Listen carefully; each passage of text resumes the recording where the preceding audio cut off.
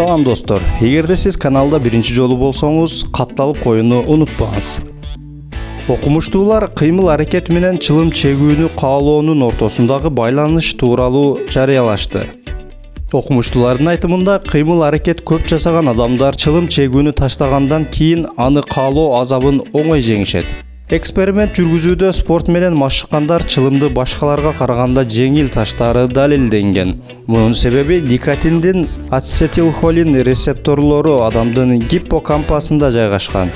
Чылымга көз каранды адамдын жогоруда аталган рецепторлору мокоп калгандыктан анын сезимталдуулугу төмөндөп, натыйжада адамдын организмине барып жаткан никотин аз сезилип, улам жаңы дозаны кабыл алгысы келе баштайт. Спорт менен машыгып көп кыймыл аракет жасаган адамдардын рецепторлорунун активдүүлүгү жогору деңгээлде болот.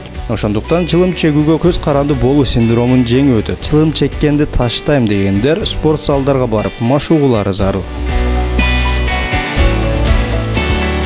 Кулак анан KG сайты.